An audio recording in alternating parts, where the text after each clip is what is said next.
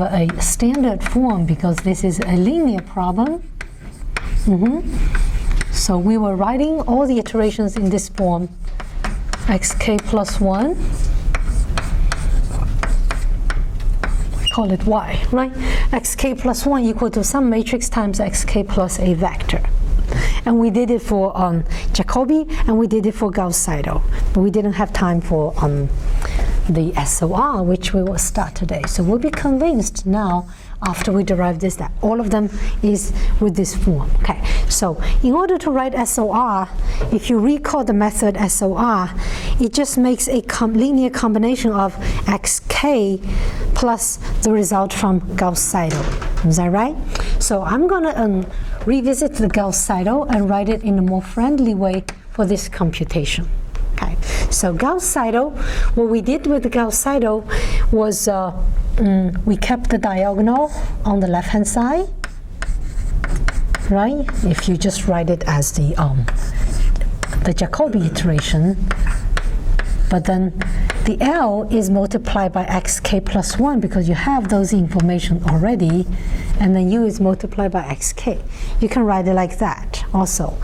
That's how you actually do your computation. You actually don't compute the inverse. You just do this multiplication, right? So I can multiply both sides by D inverse and write it as xk plus 1 equal to that. And that's actually how you compute. Okay, not how you did the analysis. And it's this one that you multiply with a omega combined with xk into the SOR. Remember? That's how you did the SOR, right? Okay, now SOR, the iteration can be written as follows. xk plus 1 as a vector will be 1 minus omega xk. So you prefer me to call this omega or w? It looks the same. Omega? Okay. It gets myself confused. Sometimes I start to call it w, but stick to omega. And then omega multiply the Gauss-Seidel, so this guy here. So D inverse B minus L xk plus 1 minus U x. Okay. So this will be actually what the algorithm will be doing, right? So what we want to do now will be manipulate this, in particular move the xk plus 1 all to the left and try to rewrite it into this form for some m and y. Okay, so we'll start with multiplying both sides by d on the left to get rid of this d inverse here. Is that okay? So I do that. So I can multiply by d, xk plus 1 equals 2, and that's just a number. I can put it in front. Okay. And then if I multiply by d, it cancels the d inverse, right? And it's gone. And then I will have omega times that, and I'm going to distribute the omega into each term. So omega b minus omega l xk plus 1 minus omega u xk. We okay? Didn't do much. Okay.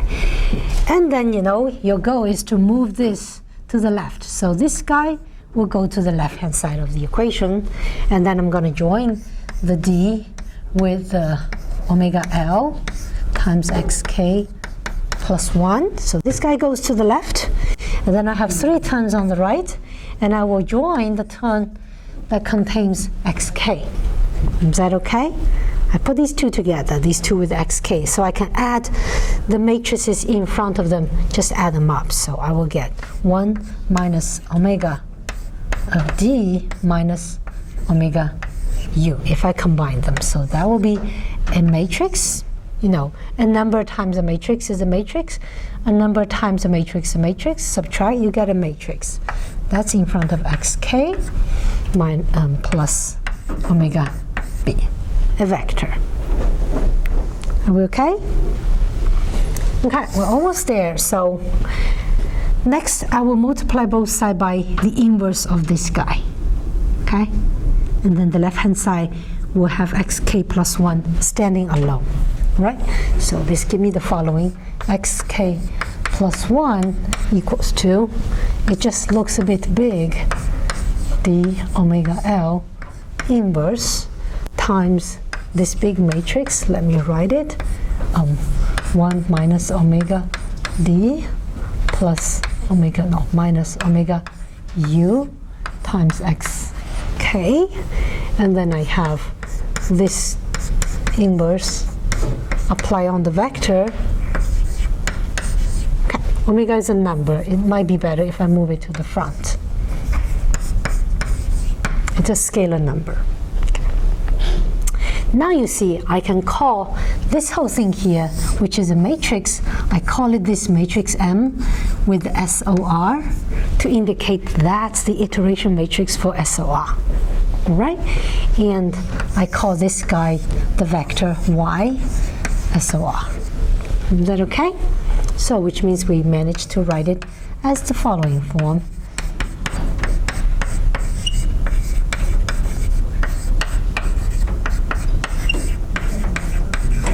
Right. So in that standard form, as we claimed it would do.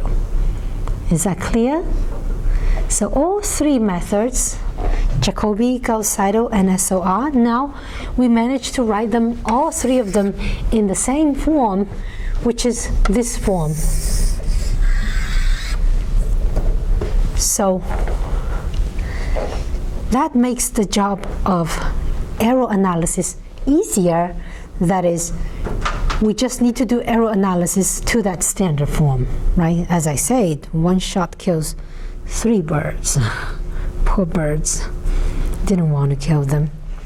Okay, let's do the analysis. So we just need to consider the standard form. So we will do the error analysis, which in the end will lead to convergence result. Okay, so we consider the standard form. Let's say we want to solve this equation ax equals to b by this iteration xk plus 1 equals to m xk plus y.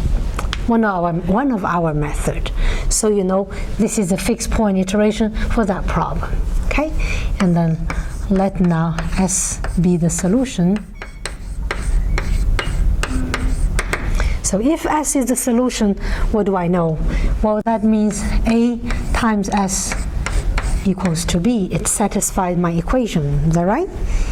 And it's also the fixed point of my iteration. What does it mean? That means also S shall equal to M S plus Y. It shall be the fixed point as well. Is that right? Okay, we have done this many times for fixed point iteration, but for a scalar function. This is just system. It's the same way. Okay. Let's define arrow. So EK right now is defined as the distance between xk and the exact solution. Okay. Right now the arrow is a vector. Okay, let's leave it that, and then we will take a norm afterwards. Okay, and then we want to understand how the arrow evolves, the evolution of your arrow after you take an iteration. So we want to understand how EK plus 1 relates to EK. Okay, so what is EK plus 1? Well, by my definition, this is xk plus 1 minus S. Is that right? So how did I compute xk plus 1? Well, I did it by my iteration, so it's m xk plus y. Is that right? And S is the fixed point, meaning S satisfies this equation. So I can substitute it with ms plus y. Is that right? We've done that many times for when we talk about fixed point iteration. So we see the y cancels the y. So all I have is the same matrix times x and this same matrix times s. I can take out the matrix and write it as xk minus s. Okay? So what is xk minus s? What was I trying to do? Build a relation between this one with that one. Does that one appear on my right hand side now somewhere? Isn't this just the arrow at step k? Is that right? So m times e k. Now you see how the arrow evolves in iteration. After each iteration, your arrow is multiplied by this matrix M, and that becomes the arrow in the next step. Is that clear? Only the M matters. The vector Y doesn't matter. Okay. Okay, so what does it mean? Let me write it again. So we have the following arrow evolution. EK plus 1 equals to MEK. So right now M is a matrix and those E's are vectors. So I would like to measure them by some norms. So we'll take some norm, your favorite norm, vector norm, whichever vector norm, say L2, let's say, I take an L2 norm. So let's just denote it by a norm. So EK plus 1 equals to the norm of MEK, some vector norm, okay? Not specified which one. So then we'll use this relation that is a matrix times a vector taking norm. You can express this in terms of the matrix norm times the vector norm, which will bound this quantity. We have used this inequality many times. So this one is the corresponding matrix norm for M, okay? Corresponding to the vector norm you use, and that's the vector norm for arrow. And this is less than equal to by definition because that's the maximum. Is that okay? So what do we have? We know the arrow measured in step K in norm multiplied by this norm here bounds the arrow in the next step. Okay? Pay attention, this is a less than equal sign. So you can have the following conclusion immediately. You see that if now I know by some computation I figured out that this norm here is strictly less than 1. If I have that, then I'm in a very good position, am I? What does that imply? Your arrow measured at that norm will be strictly decreasing after each iteration. Is that right? And then you can conclude that the arrow K measured in that norm has to go to 0 as K goes to infinity because it's strictly decreasing, right? So arrow measured in the norm going to 0, what does it mean? If the norm is 0, that has to be a 0 vector, right? So that means EK goes to 0 as well, and that implies convergence. Is that okay? So if this, you have convergence. So it's a one-sided argument, okay? If you don't have that, it does not mean it doesn't converge. It's just that you don't have argument to show that it converges. It's not guaranteed, okay? So it's a one-way argument, okay? And you can easily do a simple induction to show that the arrow measured at step K shall be bounded by the M norm to the power K times the arrow measured in that norm, the initial arrow, your initial guess arrow. That's induction, so you know. Okay, so this is the important result. Okay, let me write it again because I have so many steps. So here is your result, or a theorem, whatever you want to call. If M strictly less than 1, then it converges. Okay, so that's your result.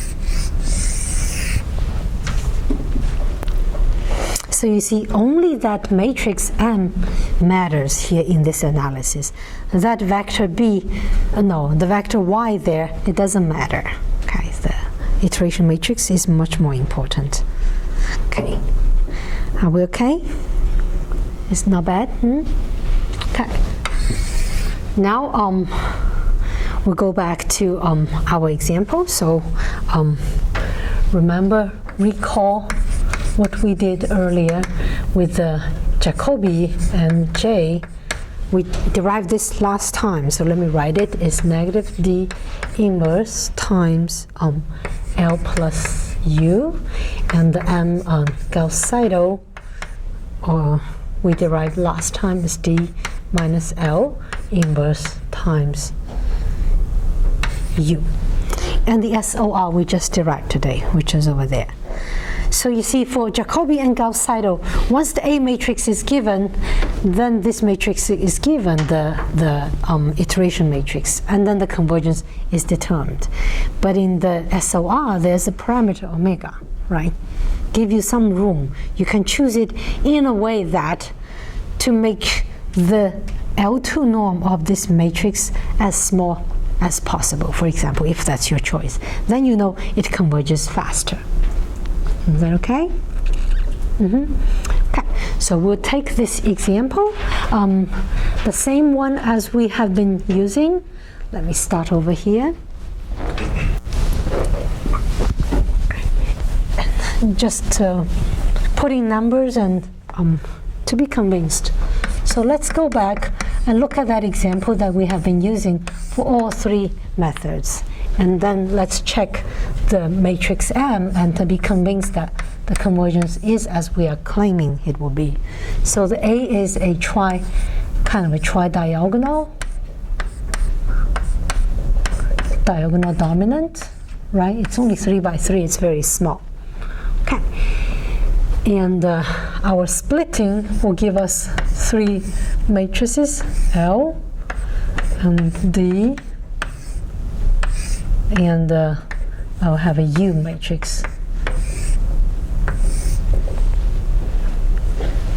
So the L matrix, what would that be? Well, they'll be taking the lower triangular part of A, right? And fill the rest with 0. So if you do -1, 0, -1, that's the part you take from A, and then you fill the rest with 0. That's your L. Is that okay? And then the D will be taking the diagonal and then fill the rest with 0. No, sorry, why do I put -1?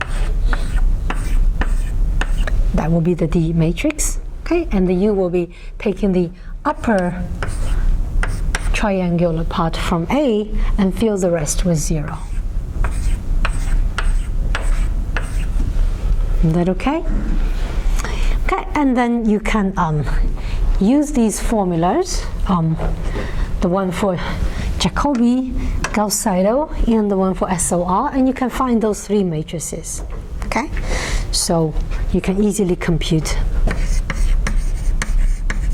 those three matrices, M, J, M, Gauss-Seidel, and M, SOR. Okay. Do you want to see me write them out or not? Let's write them out. Okay, it will make much more sense, the rest, if I do so. So let me write this out. So that gives me 0, 0.5, 0, 0.5, 0, 0.5, 0, 0.5, 0. That's for Jacobi. And for Gauss-Seidel, I have the following: 0, 0, 0, 0.5, 0.25, 0.125, 0, 0.5, 0.25. Okay, so I mean, the matrix, looking at them doesn't really tell you anything. You have to find their eigenvalues, their norms, then you know. So -0.2, -0.12, -0.72, and 0.6, 0.16, 0.096, and the last one's 0.6, 0.16. Okay, so those are the three matrices just computed with the expression that we have derived, and then we see they actually take those values. Okay, and it's a 3 by 3 matrix. You can easily give it to MATLAB and ask MATLAB to compute the norm. Okay, so we'll list the norms here of all these three and in 3 different norms and see what happens to them, okay? So here will be your matrix, different matrix. So that's Jacobi, that's Gauss-Seidel, and that's SOR. And then I will put in L1, L2, L infinity norm, the three norms that we know. So anyone remembers how to compute the L1 norm of a matrix? Do we still remember? I gave it to you without proof. Yeah, one tell me? Yeah, it's the max over J of the sum of the absolute value of AI of J.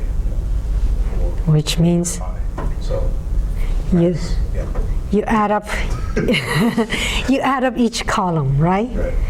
In absolute value and choose the largest sum among three of them. Okay, so you can see if you add these up, the large one will be 1, right?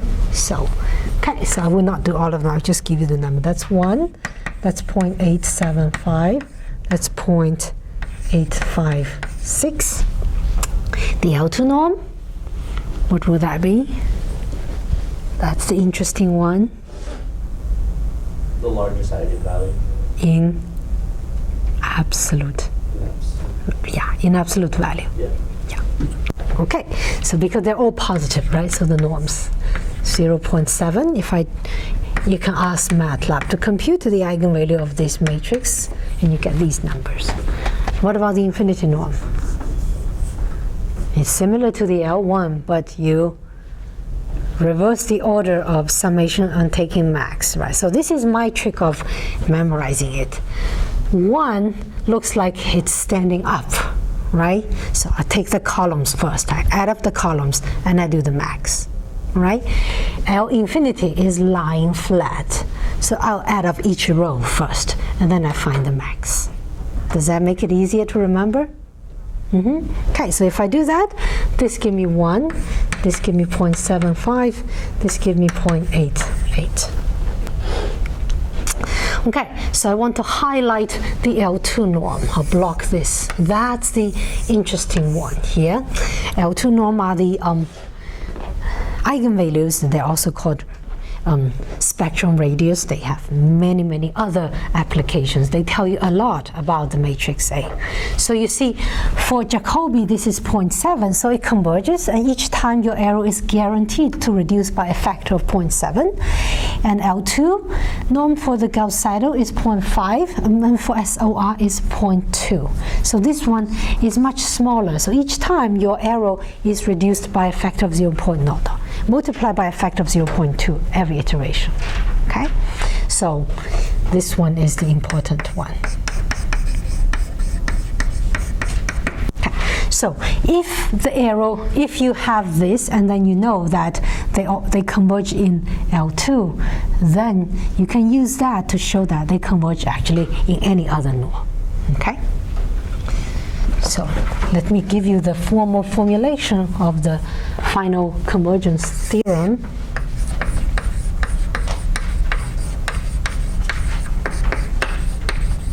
Okay, so for this example, we saw that it converges. Actually, the hard thing is to show for some kind of A matrix, some norm of this M matrix become less than 1, right? So I will give you this theorem without proof, because it will take really long time. So here's the condition. If your A matrix is diagonal dominant, okay, actually strictly diagonal dominant. I always forgot. Do we still remember what it means to be diagonal dominant? That the diagonal element is big, right? It's bigger than the sum of all the rest in the same line or column, okay? And those matrices are very desirable. If that is the case, then you know for sure that all 3 of those methods, all those 3 iterations converge. Okay, and they converge with any initial guess. So the initial guess doesn't matter, okay, as long as the error is decreasing. That's determined by the m. It always converges. Okay. So I want you to pay attention to the formulation of the theorem. The theorem says if A is diagonal dominant, then it converges. Okay. It doesn't say if A is not diagonal dominant, then it doesn't converge. It doesn't say that. Okay. So I want to catch your attention. Now, that's very desirable property, but you don't always have that diagonal dominant. So if A is not diagonal dominant, all these methods, they can still converge. In fact, we observe it in many simulations. But then just you cannot use this theorem to have a guaranteed convergence. You have to dig out something else to show it converges. Okay? So, not guaranteed by this theorem.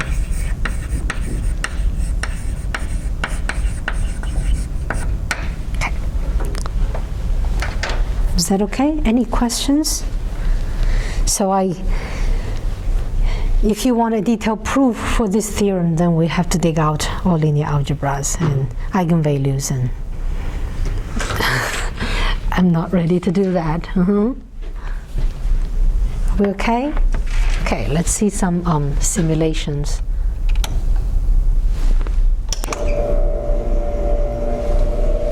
Okay, close a little bit. Let me pour out. Slide 5.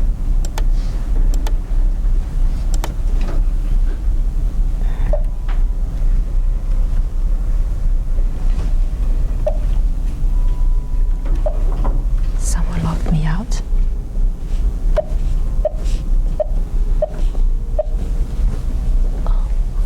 I didn't remember shutting that down. Okay, it shut it down. I'm sorry, we have to wait a second for it to warm up.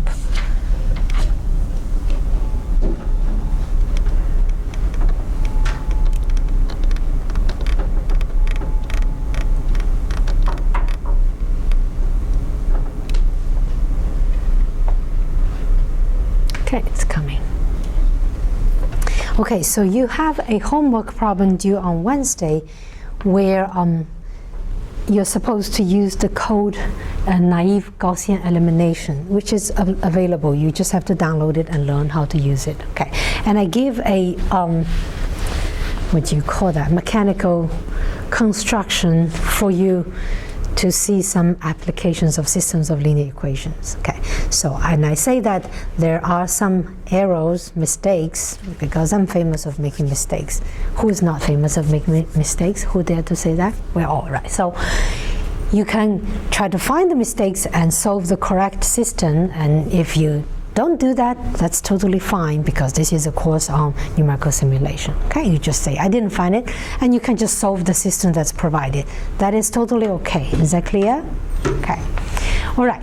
So what we'll be talking about is iterative methods for system of equations. I just want to show you how these three methods perform in action. Okay, so we choose a system AX equal to B, where A is a 6x6 matrix, and you see that it's given like that.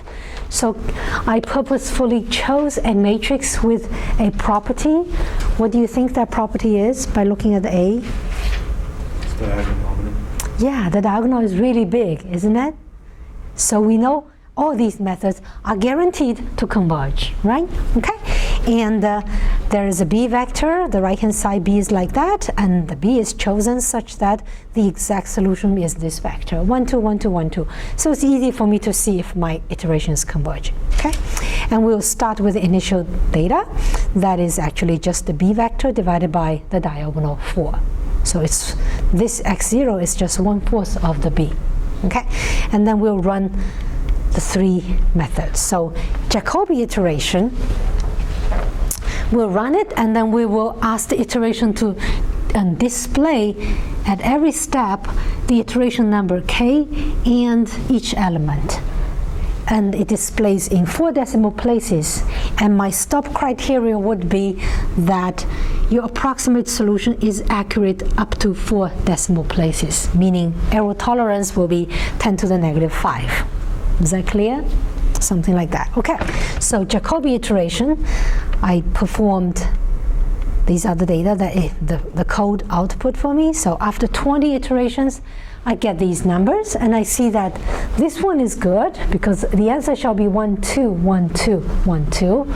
But these numbers are still not good yet, but they're very close. So possibly after a couple more iterations, I shall be good. Okay, so about 20 some iterations for that. Okay, and then I can do the same thing with the Gauss-Seidel, with my code of Gauss-Seidel, and this is the output. I just listed all the every step, every iteration, every output, and then we see that if I go a little bit down at iteration number 12, I see that I have 1, 2, 1, 2, 1, 2 accurate to 4 decimal places, right? And then I can stop because the criteria is met.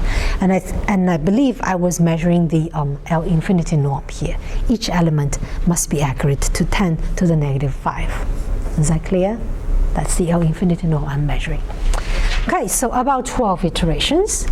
And then we did it with SOR, and I chose my relaxation parameter to be 1.12, just a little bit away from Gauss-Seidel. If you choose this number a little bit bigger, it might perform better. Okay, so just a little bit, and then let's see the improvement from Gauss-Seidel. So remember, Gauss-Seidel was 12 iterations, and here we see after 8 iterations, it's good enough. Is that okay? Right. So that's all that. That's like just one iteration. So what I want to do next will be analyzing these 3 methods side by side in the same graph. How do you represent your result? Well, I'm going to plot the arrow against number of iterations. So you know, each iteration you run, the L infinity norm of your arrow will become a bit smaller and eventually converges. So I can plot these, okay? So these are the arrow plot, bless you. The blue one is for Jacobi, and the red one for Gauss-Seidel, and the yellow for SOR. Okay, so you see arrows all decreasing, and this is plotted, the arrow is plotted in the logarithm scale, so it's easier to see the magnitude. So let's say your tolerance is 10 to the negative 5. How many iterations do you think the Jacobi will have to perform? You check over here, 10 to the negative 5. You look down, you see probably 24 iterations. Do we see that? And the Gauss-Seidel coming over is about here, 12 or 13 iterations, right? And SOR hit over here, come down, see about 7 iterations. Okay, so SOR goes down faster here, but they all go down in a straight line because this is linear convergence, right? Is that okay? So for your next homework, there'll be something a little bit similar. Did I ask you to do that? No. I think there'll be a SOR and ask you to plot number of iterations needed as a function of different relaxation parameter. Okay, so you have to plot something else there. Okay. Is that okay? Any questions?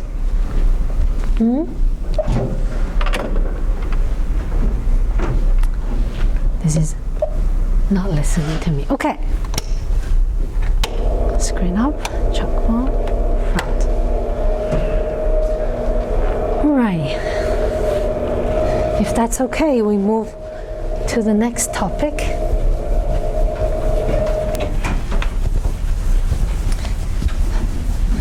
So as I say, this is not the end of story of numerical linear algebra. Okay, these are just very soft methods. There are many other hardcore methods, much harder, much better. But okay, so we change topic. So now we're going to talk about something in the spirit of optimization. Okay, a particular one. So we'll talk about the method of least square. In a sense, it's optimization. least squares. Okay. Have we heard of it? The name sounds familiar? Least squares? Okay, so let's set up the problem. So the problem is the following. I am given a data set, so xi, yi. It's similar like polynomial interpolation, but not really. We're not interpolating. We're fitting xm, okay, and then I have y0, y1, ym. So I have m plus 1 points given in the data, okay? And they can be data from experiment, from measuring data, and it can contain errors. It's not accurate. Okay, you might be doing some lab and you get some data, and then you have some idea what the relations shall be, and there might be some parameters and you have to fit in, okay? So the goal is to fit in. We'll have to explain what mean. Fit in a function. So y equals to fx, such that the arrow. So what will be your arrow if you fit in? So your arrow will be ek, which is equal to f of xk, the exact value, minus your measured value, yk, right? And then you have m plus 1 of such points, right? So you have to come up with some notion. It's minimized. Okay, and then we have to define. What do we mean by fit in? What do we mean by minimize the arrow? Okay. Is that clear what we do? Okay, so let's start with a simple choice. That is, I'm trying to fit in a straight line. Okay, so this is called linear regression. So I'm trying to fit in straight line and go through some derivation. So we will want to fit in a straight line. That means we'll want to fit in the function f of x shall equal to ax plus b. So a is the slope and b will be the intercept. And we want to fit into this data. And you know this data might lie in a neighborhood around that straight line, but it will not be a straight line. Okay? So if this shall be your lab result, and you know it has to be a straight line, and your result lies perfectly on a straight line, that causes a lot of suspicion of how you get those data, right? Usually you don't get it. You have to fit it in. Okay. And then what will be your arrow? Arrow at a point. Each point ek will be axk plus b minus yk, right? K equals to 0, 1, 2, and all the way to m plus 1 points. Okay, and we want to choose some line. So here, the choice you have to make will be this line, right? So you have two parameters, a and b. So now your goal becomes a bit clearer. Now it's the following. I want to find this pair of coefficients a and b such that this arrow ek is minimized. Is that right? Okay, so let's talk about how to measure the arrow.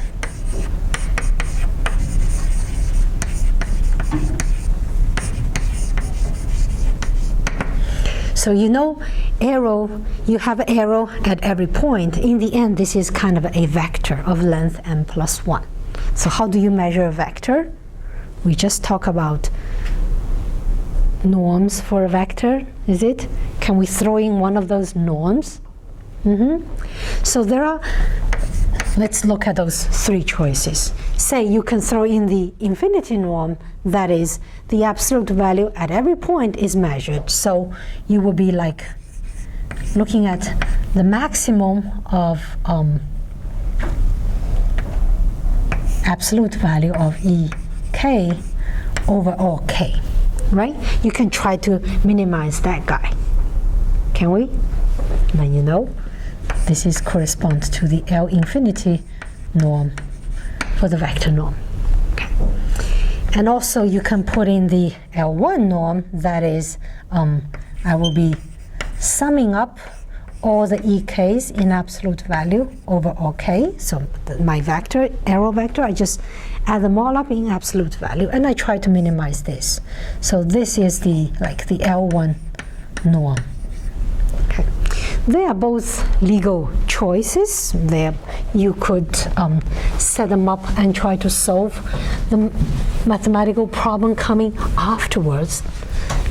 And the reason that we don't choose these two is that the problem coming from these are very bad, very difficult to solve. They are nonlinear, the solution's discontinuous, is a whole mess. Okay. The choice that we want to talk about now, using the L2 norm, gives you very nice problems in the end. Okay, so that's why we'll be choosing that. So we'll be choosing kind of the L2 norm. Let me write summation. Remember the L2 norm? We'll be taking each element, square it, and sum all over. So I know in the L2 norm there is a square root on top of all that. But if this guy is minimized, so is the square root of this guy, right? So there's no need for me to take square root. So I'll be minimizing this guy, okay? So that actually comes from the L2 norm. Okay. That's why the name is called least squares. Okay, you add up all the squares and try to minimize it. Okay, so now our problem becomes even clearer. Let's define. Our problem will be find coefficients A, B such that now I can define my arrow function. Okay, so let's call my arrow function psi.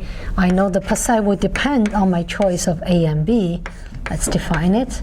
It will be just the summation. Should I use I? We're having k here. So k from 0 to m of the arrow. And I know my arrow is this guy. So let me put it A xk plus b minus yk square. Right? I square arrow at every point, and then I add them up. That's my arrow function in the end.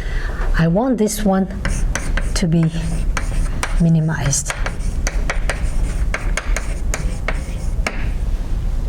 Okay.